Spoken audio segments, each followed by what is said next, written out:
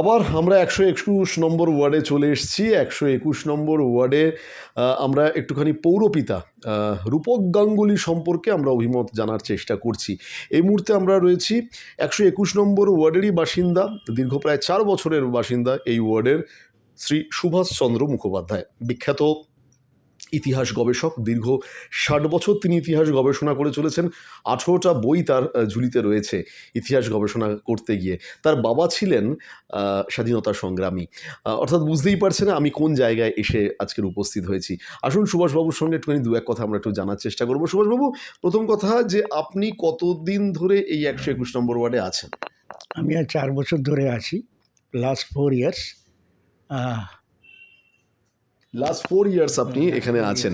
রূপক গাঙ্গুলি, নিশ্চয়ই কাউন্সিলরের নাম হ্যাঁ, শুনেছেন। নিশ্চয়ই। রূপক গাঙ্গুলিকে আপনি দেখছেন, জানছেন। কেমন লাগে রূপক গাঙ্গুলি মানুষ হিসাবে? তার কারণ আপনি তো মানুষের সাথে মিশেই কাজ করেছেন, তো মানুষকে আপনি খুব ভালো চেনেন। রূপক গাঙ্গুলিকে আপনি কতটা চেনেন? মানুষ হিসেবে খুবই ভালো, এবং ওনার পাবলিকের সাথে রিলেশনও খুব ভালো। আমার সাথে রিলেশন কেমন আছে সেটা নয়, উনি কী কাজ করছেন বা কেমন মানুষ সন্তুষ্ট হয়েছে কি না এখানকার, সেইটাই হচ্ছে মুখ্য বিষয়। এবং তাতে উনি উত্তীর্ণ শুধু নয়, উনি আমাদের মধ্যে একটা স্থান করে নিয়েছেন। বেশ।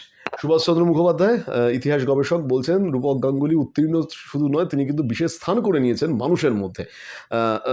সুভাষবাবু, আমরা সাধারণত যারা পৌরপিতা তারা অনেক সময় ভোটে জেতার পর তাদের আচার ব্যবহার, চাল চলন, বাহ্যিক মানে পোশাক আশাক সব কিছু চেঞ্জ হয়ে যায়। অন্তত ভারতের রাজনীতি তো সেটাই বলে। বাংলার রাজনীতি আমরা প্রায়শই দেখি। রূপক গাঙ্গুলির মধ্যে এরকম কি কোনো চেঞ্জ দেখেছেন আদৌ? না না না, মোটেই না, সেরকম চেঞ্জ দেখিনি। উনি সকলের সাথেই, শুধু আমার সাথে কেন, সকলের সাথে উনি খুব ভালো ব্যবহার করেন, এবং এই মানুষই আমরা চাই। এমনি মানুষ হলেই দেশের উন্নতি হবে, আমাদের ওয়ার্ডের উন্নতি হবে বলে আমি মনে করি। বেশ। যে কথা বলছেন যে সুভাষচন্দ্রবাবু, যে এরকম মানুষই তিনি চান, রূপক গাঙ্গুলির মতো এরকম কাউন্সিলরই চায় সবাই। সুভাষচন্দ্রবাবু, আপনি যেখানে এসছেন আপনার তো লোকালি বেশ কিছু হয়তো সমস্যা ছিল, দু একটার কথা আপনি বলছিলেন। রূপকবাবু কীভাবে তা সলভ করলেন? রূপবাবু বললে যাই বলি উনি সেই কাজই করে দেন, কিন্তু আমার কেন, সমস্ত লোকেদেরই, পাড়া প্রতিবেশী যারা আছে তার মধ্যে রিসেন্টলি আমাদের যে রাস্তাটা, সেই রাস্তাটা খুব সুন্দরভাবে উনি সাজিয়ে দিয়েছেন। রাস্তাটা ব্রড বেসড হয়েছে, পিচ দেওয়া হয়েছে। আগে এই রাস্তা দিয়ে ভালোভাবে হাঁটাও যেত না, এবং দীর্ঘ অনেকটাই ধরে রাস্তাটা উনি তৈরি করে দিয়েছেন। তাছাড়া আবার যে সমস্ত প্রবলেম আমরা ফেস করেছি, ওনাকে বললেই তিনি করেন বা করার চেষ্টা করেন অ্যাটলিস্ট, সেটাই প্রশংসনীয়। রূপক গাঙ্গুলিকে বললে তিনি করেন বা করার চেষ্টা করেন, এটাই প্রশংসনীয়, যে কথা সুভাষচন্দ্রবাবু বলছেন। রূপক গাঙ্গুলি সম্পর্কে একটা শোনা যায় যে তিনি কম কথা বলেন, সবার কথা শুনেন, তার মুখে একটা অদ্ভুত আদর মিশ্রিত হাসি লেগে রয়েছে। আপনি কিভাবে দেখেন? হ্যাঁ, নিশ্চয়ই খুবই ভালো লাগে, এবং আমাদের নিজেদের মানুষ বলেই মনে হয়।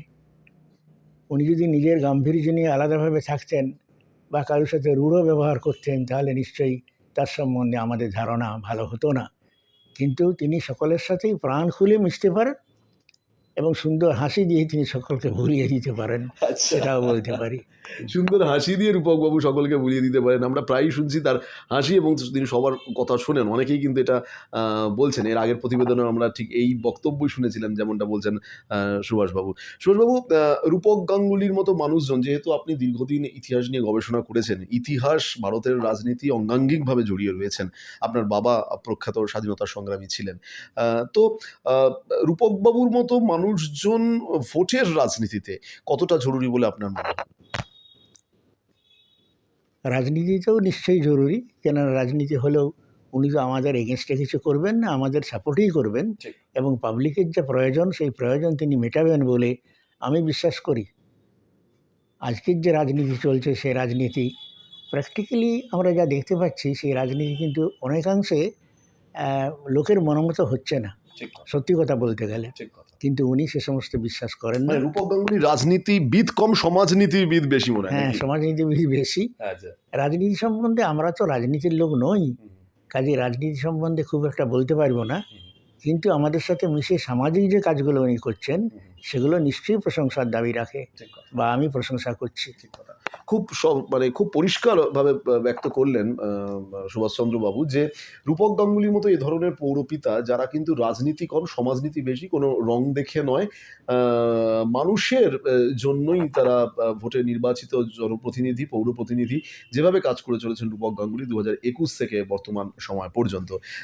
রূপক গাঙ্গুলির কাছে কি দাবি থাকবে, মানে কিছু তো দাবি থাকবে নিশ্চয়ই, কি দাবি থাকবে, কি বলতে চাইবেন? হ্যাঁ, দাবি থাকবে মানে হচ্ছে আমাদের যে সমস্ত সমস্যা যেগুলো আমরা জানাবো সেগুলো নিশ্চয়ই তিনি সমাধান করবেন বলে আমি মনে করি, এবং এর দ্বারা অনেক কিছু উপকৃত হবে পাবলিক, সে বিশ্বাসও আমি রাখি।